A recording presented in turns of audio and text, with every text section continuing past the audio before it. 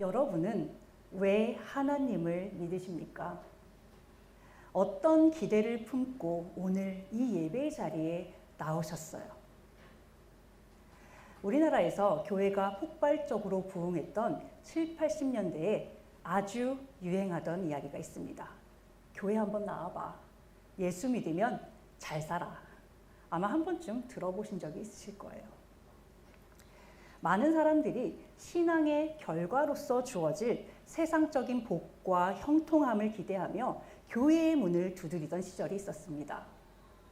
상당한 시간이 흘렀지만 여전히 우리 마음 깊은 곳에는 하나님을 잘 믿고 순종하면 내 삶이 평탄해야 되고 내 자녀를 하나님께서 좋은 자리에 인도해 주셔야 한다. 이런 인과응보적인 기대가 잔잔히 흐르고 있습니다.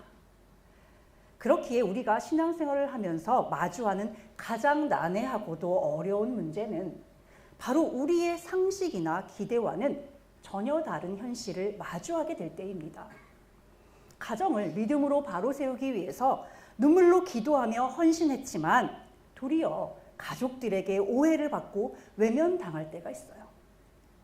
새벽을 깨워 기도하며 사업체를 정직하게 일구었지만 세상에 예상치 못한 어려움을 만나게 되면서 사업체가 무너지기도 합니다.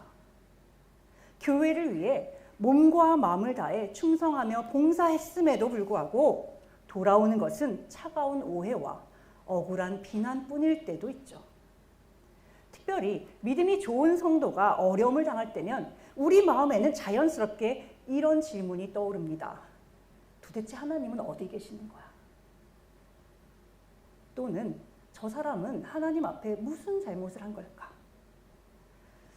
오늘 본문의 주인공인 요시야의 그 죽음을 맞이할 때 도대체 신실한 왕 요시야에게 왜 이런 비극적이고도 허무한 죽음을 허락하시는 걸까? 우리 성도들의 마음속에는 당혹감과 회의가 들 것입니다. 요시야는 유다 역사상 전무후무한 영적 개혁을 이끈 가장 선한 왕이다라는 평가를 받는 인물이에요. 오늘 본문인 열왕기하 23장 25절에는 그를 향한 최고의 찬사를 보내주고 있죠. 요시야와 같이 마음을 다하며 성품을 다하며 힘을 다하여 모세의 모든 율법을 따라 여호와께로 돌아온 왕은 요시야 전에도 없었고 후에도 그와 같은 자가 없었다. 성경은 이렇게 그를 너무나도 좋은 모습으로 칭찬하고 있습니다. 이스라엘과 유다의 수많은 왕들을 통틀어 이런 멋진 평가를 얻은 왕은 요시야 외에는 단 한 명도 없었습니다. 그는 고작 8살이라는 어린 나이에 왕위에 올랐지만 권력의 달콤함에 취하지 않았습니다. 어떻게 이렇게 어린아이가 이렇게까지 하나님을 사랑할 수 있을까? 어떻게 이렇게까지 하나님만 바라보고 올곧게 그 신앙의 길을 걸어갈 수 있을까? 그런 생각이 들 정도로 그는 하나님만 찾았어요. 할아버지 므낫세와 아버지 아몬에 의해서 철저히 더럽혀진 성전을 수리했습니다. 그 과정에서 율법책이 발견되자 그는 그 말씀을 듣고 즉시 자신의 마음과 옷을 찢으며 눈물로 회개했어요. 그의 이 회개는 단지 눈물뿐인 그런 수준의 회개가 아니었습니다. 그는 유다와 예루살렘의 종교 지도자들 또 온 백성들을 한자리에 모아놓고 언약책에 기록된 그 말씀을 읽어서 그들에게 들려주었습니다. 그리고 하나님 앞에 자신 스스로 언약을 세우며 지키는 거예요. 내가 마음을 다하고 뜻을 다하며 여호와 앞에 온전히 충성하며 여호와의 명령을 그대로 따르겠다. 이렇게 결단을 합니다. 그러자 놀랍게도 그 자리에 함께 모여있던 온 백성들도 우리도 왕과 함께 뜻을 같이 하여 우리 역시도 하나님의 명령에 온전히 순종하겠습니다. 이렇게 결단하는 일이 일어나는 거예요. 요시야가 성전을 수리하고 율법책을 발견했던 것은 그가 왕위에 오른 지 18째 되던 해였습니다. 그러니까 그의 나이 26살 때 이런 일이 발생했어요. 동일한 해에 왕과 함께 하나님 앞에 충성하기로 결단했던 백성들은 왕의 명령에 따라 예루살렘과 온 유다를 구석구석 다니며 그 땅에 세워진 산당들을 다 헐어버렸습니다. 우상들을 불사르고 그냥 그 정도가 아니라 빻아서 가루를 만들어서 아주 철저하게 회파했어요. 요시야의 개혁은 열왕기하 23장 4절에서 20절에 이르기까지 아주 상세하게 기록되어 있습니다. 이 기록을 보게 되면 그가 성전을 정비하고 우상을 헐어버린 놀라운 그 사역을 얼마나 열심히 철저하게 감당했는지 볼 수 있어요. 더불어 와, 이렇게까지 유다가 철저하게 망가졌구나라는 것을 볼 수 있습니다. 솔로몬의 시대부터 요시야의 시대까지는 300년이 넘는 긴 시간입니다. 그 시간 동안 온 유다 땅이 우상 숭배로 아주 철저하게 무너져 내렸던 거예요. 유다 백성이 섬겼던 우상은 바알과 아세라뿐 아니었습니다. 하늘의 일월 성신들, 인신 제물을 드려야 하는 몰록, 시돈의 아스다롯과 모압의 그모스, 암몬의 밀곰에 이르기까지 너무나도 다양한 우상을 그들이 섬겼어요. 요시야는 이 우상들을 다 부숴버렸습니다. 우상을 섬긴 자들도 제사장들도 다 패했어요. 여기서 그치지 않았습니다. 그는 이미 100여 년 전에 멸망한 북이스라엘의 영토인 베델에까지 올라갔어요. 여러분, 베델에 무엇이 있었는지 기억이 나십니까? 여로보암이 세웠던 금송아지 제단이 있는 곳이었어요. 그곳에 가서 그는 금송아지 제단과 산당을 헐어버렸습니다. 이것은 열왕기상 13장에 기록된 하나님의 사람의 예언과 일치하는 내용이에요. 열왕기상 13장을 보면은 금송아지를 만들어 제단을 쌓고 북이스라엘 백성들을 타락으로 이끌었던 여로보암이 등장하죠. 그때 하나님께서 남유다에 있는 하나님의 사람을 여로보암에게 보냅니다. 그리고 그 제단 앞에서 이 제단을 훗날 요시야가 와서 무너뜨릴 거다, 이렇게 예언을 하고 있어요. 그런데 그것이 300년이 훌쩍 지난 바로 이때 하나님께서 요시야를 통해 정말 성취하는 역사가 일어난 거예요. 그가 이렇게 정치적 경계와 시대적 한계를 넘어서 하나님의 언약을 먼저 지킬 수 있었던 것은 그가 철저하게 하나님만 바라보고 하나님을 우선순위에 뒀기 때문에 이 모든 것들을 행할 수 있었던 것입니다. 그러므로 하나님을 향한 그의 열정과 성실함은 단순한 종교개혁의 수준을 훌쩍 넘어선 것이었어요. 내가 거룩하니 너희도 거룩하라, 이렇게 말씀하신 하나님의 그 명령에 대한 절대적인 순종이었습니다. 무너진 하나님의 언약 백성으로서 이스라엘 백성의 민족 정체성을 회복시키는 열정과 헌신이었어요. 베델에 이어 사마리아 성읍을 다 다니며 그곳에 있는 산당과 우상을 모두 제거한 뒤에 요시야는 다시 예루살렘으로 돌아왔습니다. 그리고 그곳에서 하나님께서 명하신 여호와의 유월절을 철저하게 지키기 시작했습니다. 여기서 주목할 것은 그가 자신의 감정이 충실해서, 자신이 너무 충만해서 그렇게 유월절을 지킨 것이 아니라 언약책에 기록된 대로 말씀에 의지해서 그 유월절을 온전히 지켜 행했다는 점입니다. 이렇게 요시야가 하나님 앞에 유월절을 말씀의 기준에 따라 철저하게 지켰던 것 역시 그가 왕위에 오른 지 18째 해에 일어난 일이었어요.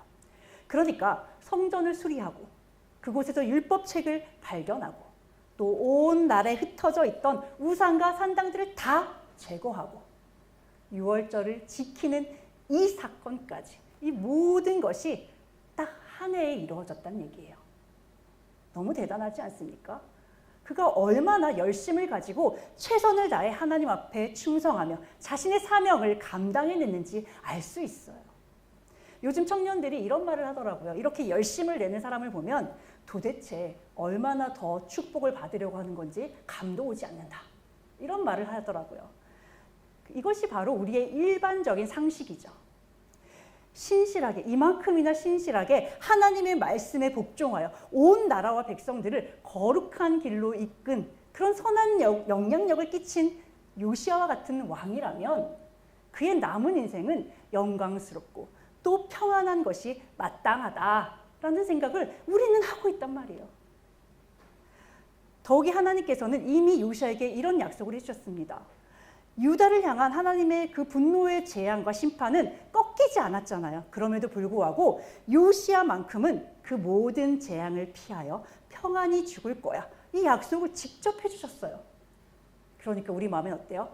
와, 요시야는 평안한 남은 인생을 잘 살다가 우리가 원하는 대로 장수의 복을 충분히 누리고 모든 백성들이 보는 가운데 아름다운 죽음을 맞이하겠구나. 이것이 우리의 일반적인 상식이고 기대이죠. 그런데 바로 여기에서 우리의 이런 상식을 깨트리는 황당한 일이 일어납니다. 요시야의 죽음과 관련해서는 역대하에 더 자세하게 기술하고 있어요. 그래서 역대하 25장 20절 이후의 말씀을 토대로 당시 정황을 살펴보고자 합니다. 먼저 20절을 살펴보면 이 모든 일 후 곧 요시야가 성전을 정돈하기를 마친 후에 애굽 왕 느구가 유브라데강 강가에 갈그미스를 치기 위해 올라왔다라는 기록이 있어요. 요시야가 하나님 앞에 최선을 다해서 순종한 이후에 오히려 국가적 위기 상황이 발생하고 있는 것입니다.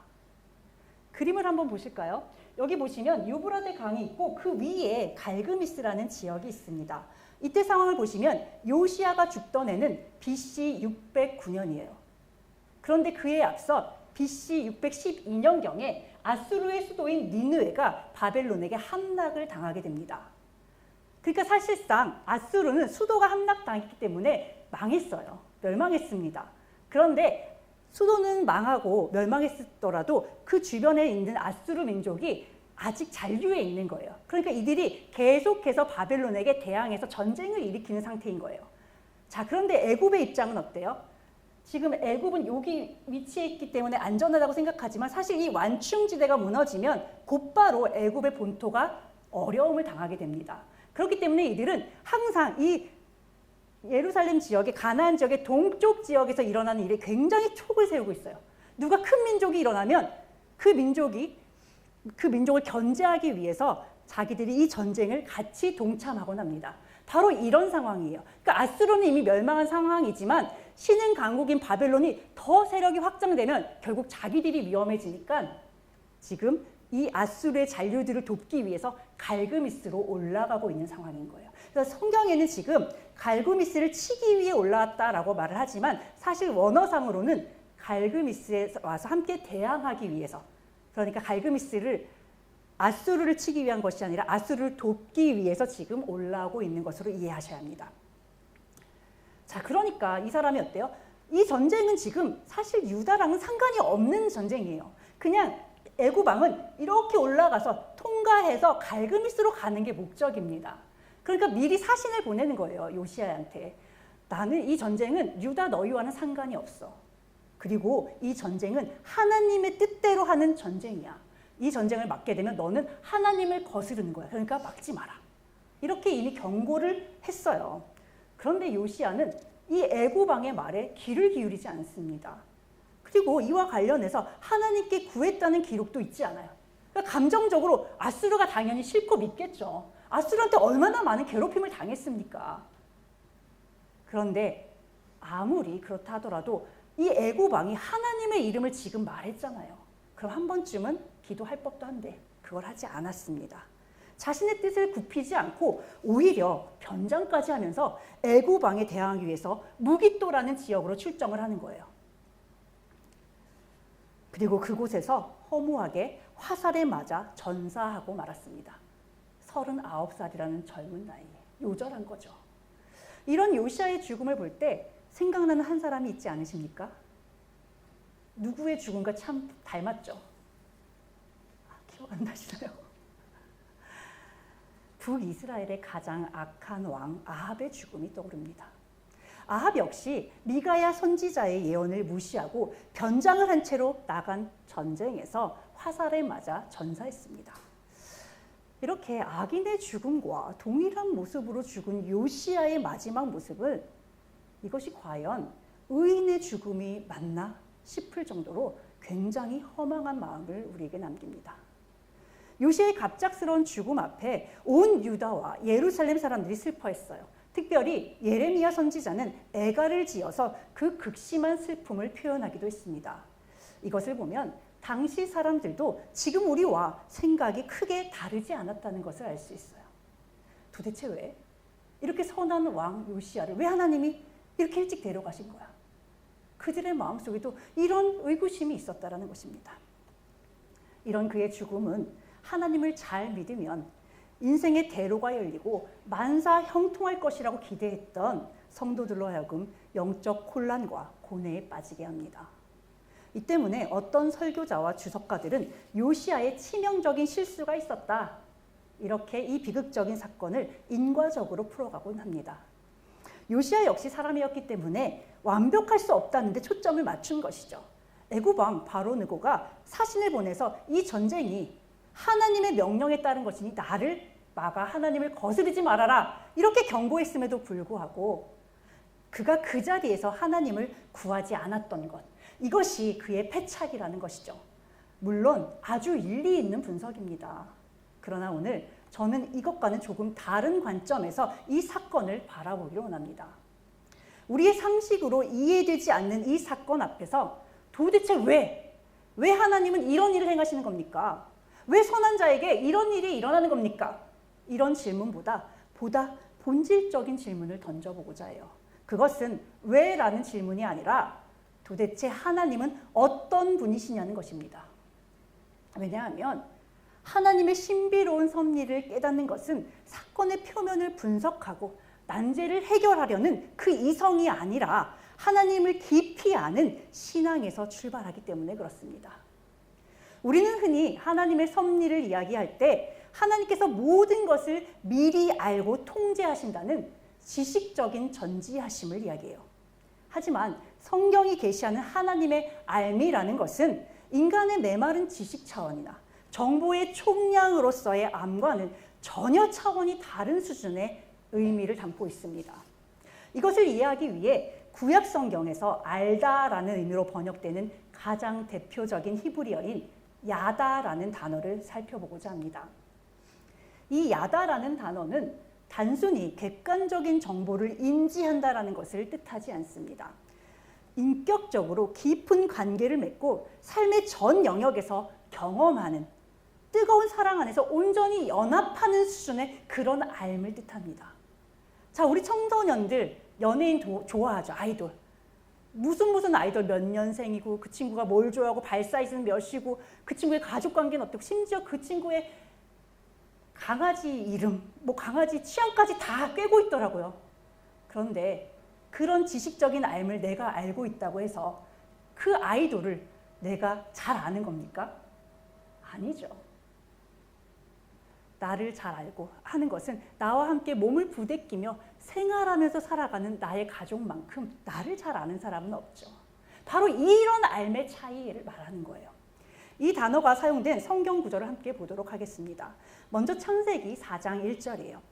아담이 그의 아내 하와와 동침하매 라고 할 때 이 동침하다라고 번역된 단어가 바로 야다입니다.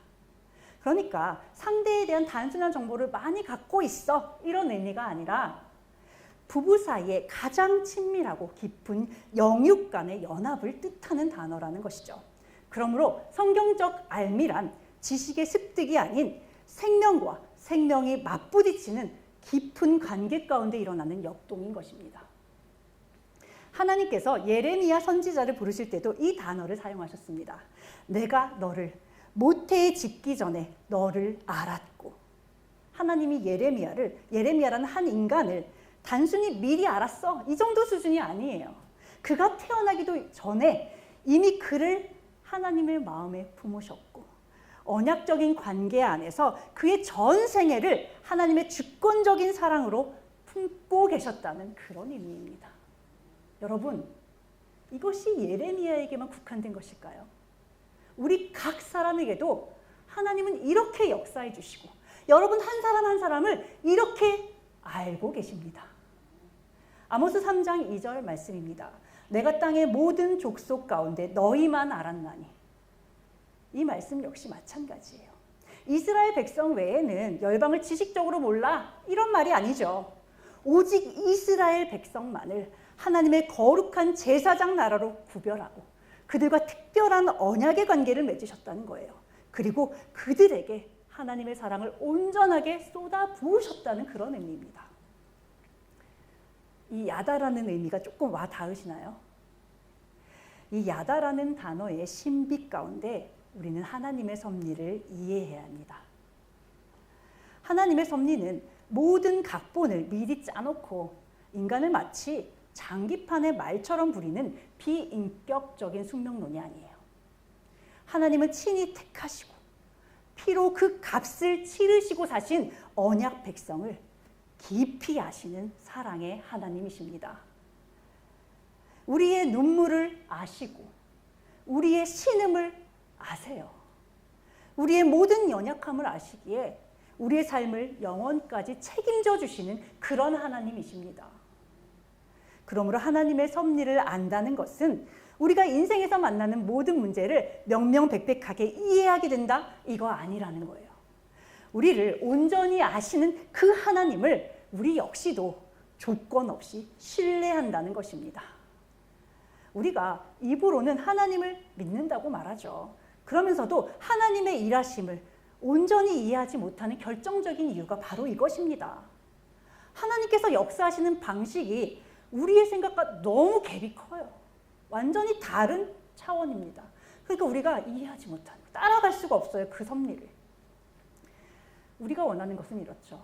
우리가 원하는 타이밍에, 우리가 생각하는 가장 합리적인 방식으로 그렇게 하나님께서 역사해 주시기를 우리는 바라고 있습니다.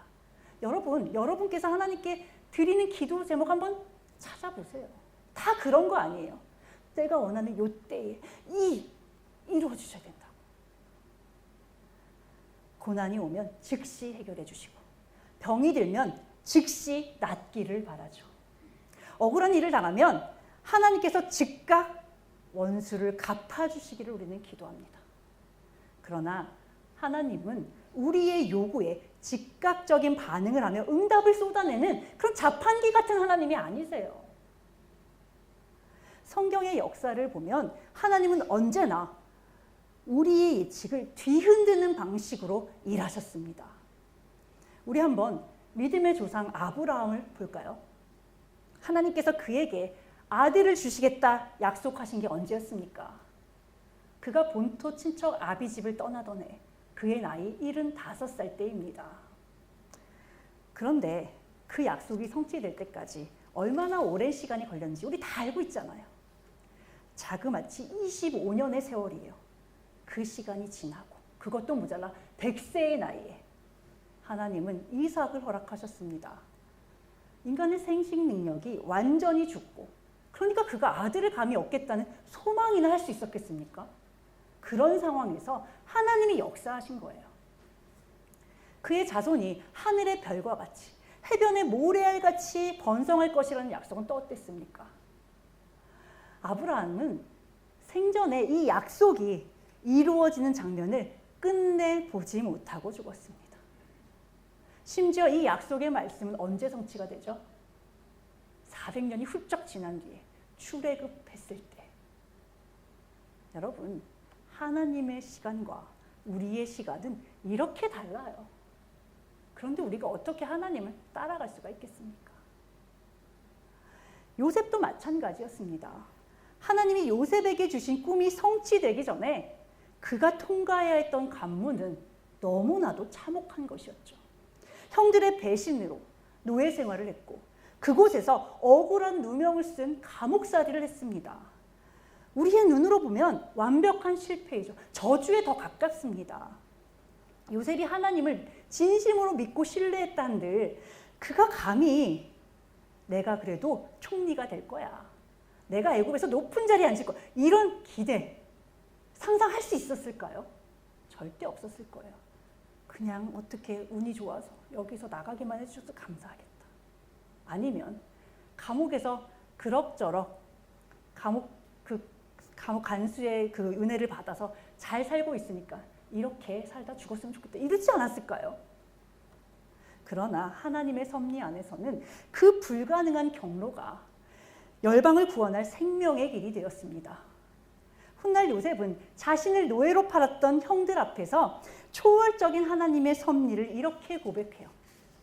당신들은 나를 해하려 하였으나 하나님은 그것을 선으로 바꾸사 오늘과 같이 많은 백성의 생명을 구원하게 하시려 하셨나니.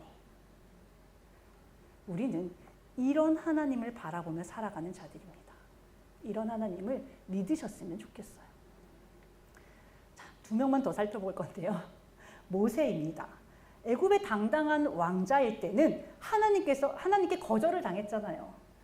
광야에서 40년의 세월을 보낸 뒤에 자신이 모든 것을 다 잃고 무기력한 80세의 노인이 되었을 때 그제서야 하나님은 비로소 그의 이름을 불러주셨습니다. 도대체 왜 그렇게 모든 것을 가지고 힘이 있을 때 그때 나를 사용하시지 왜 지금 하필 지금? 그러나 이것이 하나님의 방식이라는 거예요. 왕으로 기름 부음을 받았던 다윗은 어땠어요? 바로 왕이 되지 못했습니다. 사울의 칼날을 피해서 쫓기며 미친 척하고 이런 세월을 살았어요. 그 세월이 바로 장장 15년의 시간이었습니다. 여러분, 이 모든 믿음의 여정이 보여주는 바는 하나입니다. 바로 하나님의 역사는 언제나 우리의 기대를 초월해서 일하신다는 사실이에요. 그리고 이 초월적이고 신비로운 섭리의 절정이 바로 예수 그리스도의 십자가입니다. 당대 예수님을 따르던 수많은 무리들과 제자들조차도 메시아가 오시면 로마의 압제를 힘으로 전복시키고 다윗의 영광스러운 지상 왕국을 이곳에 세워줄 것이다. 이런 확신을 가지고 있었어요. 그러나 사람들의 기대와 달리 예수님이 선택하신 자리는 영광스러운 왕자가 아니었죠. 가장 처참하고 가장 부끄러운 십자가였습니다. 예수님께서 걸으셨던 십자가의 길은 철저한 무력감, 조롱, 수치, 그리고 죽음의 길이었습니다. 세상의 관점에서 보면 십자가는 완벽한 패배이자 저주의 자리죠. 그러나 그 처절한 죽음의 자리가 인류의 죄와 사망에서 건져내신 하나님의 가장 아름답고 위대한 구원의 자리입니다. 그래서 사도 바울은 고린도전서 1장 25절에 이렇게 선포해요. 하나님의 어리석음이 사람보다 지혜롭고 하나님의 약하심이 사람보다 강하니라. 우리는 하나님의 섭리를 현실의 눈앞에 보이는 결과로만 판단하려 합니다. 그러니까 빨리빨리 이게 빨리 됐으면 좋겠고 이게 즉시 이루어졌으면 좋겠단 말이에요. 그러나 이런 우리를 향해 성경은 하나님의 크신 계획을 믿음으로 신뢰해야 한다고 가르치고 있어요. 그렇다고 해서 신앙이 현실을 도피하거나 부정하라는 것은 아닙니다. 절대로. 이것을 착각하시면 안 돼요. 신앙은 내가 처한 이 척박한 현실보다 그 현실을 다스리시고 그 현실을 초월하여 역사하시는 그 하나님을 더 크게 보는 눈을 갖는 것입니다. 바로 이와 같은 구속사적 관점에서 요시야의 비극적인 죽음을 바라보고자 해요. 우리의 시선으로 보면 요시야의 개혁은 너무 짧았습니다. 그의 죽음은 너무나도 허망했어요. 그러나 하나님의 시선에서 보면 그의 죽음은 유다를 향한 하나님의 저주가 아니라 하나님의 언약 백성을 향한 깊은 은혜였어요. 열왕기하 22장 20절 말씀입니다. 그러므로 보라, 내가 너로 너의 조상들에게 돌아가서 평안히 묘실로 들어가게 하리니 내가 이곳에서 내리는 모든 재앙을 네 눈이 보지 못하리라 하셨느니라. 율법책이 발견된 후 하나님께서 선지자 훌다를 통해 요시야에게 해주신 약속의 말씀입니다. 우리는 흔히 평안히 돌아간다라는 말씀을 고통 없이 죽는 것으로 받아들입니다. 그러나 평안을 뜻하는 히브리어 샬롬, 이 말의 원어적 의미는 온전함, 완성이에요. 그러니까 모든 부족함이 채워진 상태가 바로 샬롬이라는 거예요.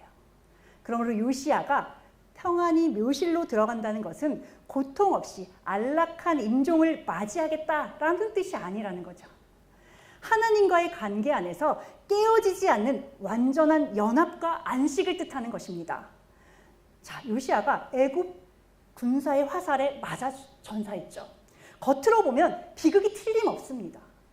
그러나 이것은 곧 유다 위에 닥칠 바벨론의 처참한 학살과 성전 파괴, 또 백성들이 포로로 끌려가는 그 재앙으로부터 그를 건져내신 하나님의 자비로운 격리 조치였어요. 우리의 상식 안에서는 비극이지만 영원이라는 하나님의 시간과 신비로운 섭리 안에서는 가장 신실한 종 요시야를 이 악한 시대로부터 건져내시는 놀라운 은혜인 것입니다. 이제 이 땅에서의 요시야의 삶은 끝이 났습니다. 그러나 여호와의 백성이라는 민족적 정체성을 일깨웠던 그의 영적 개혁은 70년이라는 긴 포로기에 절망 속에서도 백성들이 낙담하지 않는 원동력이 되어 주었어요. 포로 귀환 후 성전을 중심으로 이스라엘이 다시 일어설 수 있도록 만드는 거룩한 영적 유산이 되어 주었습니다.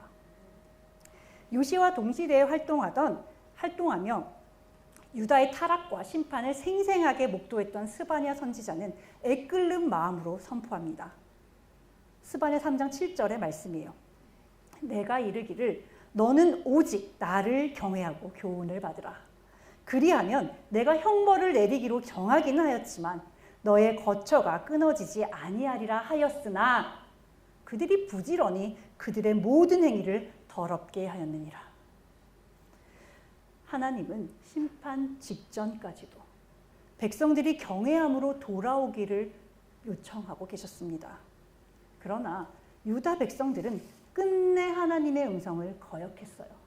온갖 우상 숭배로 자신들의 행위를 더럽혔습니다. 결국 하나님의 공의의 심판은 거둘 수 없는 현실이 되어버렸습니다. 유일한 소망과 등불과도 같았던 요시야 왕마저 세상을 떠나며 유다에는 끝내 어둠의 시간이 찾아왔어요. 우리의 삶에도 이처럼 영적 겨울과도 같은 고난의 때가 찾아올 수 있습니다. 사방을 둘러보아도 소망이 없고 기도의 응답이 끊어진 것 같은 그런 두려움과 염려가 엄습해 올 때가 있습니다. 그러나 하나님의 위대하심은 우리의 상황과 기대를 초월해서 역사하심에 있음을 믿으시길 바라요. 그 괴로움을 하나님이 어떻게 기쁨으로 바꿔주실지를 소망하는 우리가 되었으면 좋겠습니다. 하나님은 진노의 한가운데서도 신실한 그분의 백성을 향한 구원의 약속을 결코 멈추지 않으십니다. 마지막 날 온 세상에 공의의 진노가 불같이 쏟아지는 그 두려운 순간에도 끝까지 여호와를 사랑하고 경외하는 그 신실한 성도들을 하나님은 반드시 지켜주시고 보호해 주실 거예요. 그 환난의 날에 하나님은 세상의 교만한 자들을 제하실 것입니다. 그리고 오직 여호와의 이름을 의지하여 부르짖는 주님의 백성들을 그 크신 팔 안에 끌어안아 주실 거예요. 하나님께서 자녀들을 위해 미리 예비해 놓으신 온전한 평안, 진정한 샬롬의 자리로 인도해 주실 것입니다. 혹시 지금 여러분의 삶에 도저히 이해되지 않는 어려움이 있으십니까? 아무리 부르짖어도 묵묵부답인 현실 앞에서 영적으로 심한 갈증을 느끼고 계십니까? 주를 위해 힘에 지나도록 충성했음에도 불구하고 뜻하지 않는 질병이나 실패의 자리에 머물고 계세요?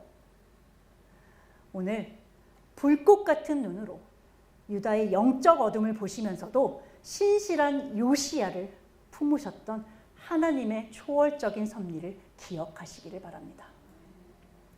세상의 눈에는 비극과 패배처럼 보여도 우리를 야다하시는 하나님의 손길은 단 한 번도 오류가 없으십니다. 언제나 완전하고 선하세요. 그 신비로운 구원의 섭리는 십자가의 죽음을 부활의 영광으로 바꾸신 예수 그리스도 안에서 이미 우리에게 완벽하게 나타났습니다. 그러므로 부디 눈앞의 어두운 현실보다 나를 온전히 아시고 끝까지 책임져 주시는 그 하나님을 더 크게 바라보시기를 바라요. 어떤 풍랑 가운데도 요동하지 않고 주님 앞에 손을 들고 믿음의 고백을 드리시기를 바랍니다. 여러분이 드리는 그 믿음의 고백이 거친 세상을 능히 이기는 여러분의 능력이 되기를 거룩하신 예수 그리스도의 이름으로 간절히 축원합니다. 살아서 역사하시는 하나님 아버지, 우리의 능력과 기대, 상황과 소망을 모두 초월하여 역사하시는 크신 하나님의 섭리를 찬양합니다. 저희는 오랜 시간 동안 말씀을 배웠고 주님을 충분히 알았다 생각했지만 요시아의 비극적인 죽음 앞에 하나님의 뜻과 섭리를 온전히 헤아리지 못했습니다. 이 시간 우리에게 필요한 것은 우리의 상식과 경험에 근거한 이해가 아니었음을 고백합니다. 하나님의 아심과 평안의 본질이 우리의 암과 평안과 달랐음을 깨닫게 하시니 감사드립니다. 이제 깨달은 것을 지식적 알매 그치게 하지 않고 저희의 삶에서 온전히 살아내는 신앙이 되게 하여 주시기를 간절히 소망합니다. 부족하지만 저희도 하나님의 사랑을 온전히 알아가며 삶 속에서 하나님의 역사하심을 더 크게 바라보며 나아가겠사오니 저희를 기뻐 받아주시옵소서. 저희를 건지시고 영원한 교제의 자리로 초대하시기 위해 기꺼이 조롱과 수치의 길을 걸으셨던 예수 그리스도의 이름으로 기도드립니다. 아멘.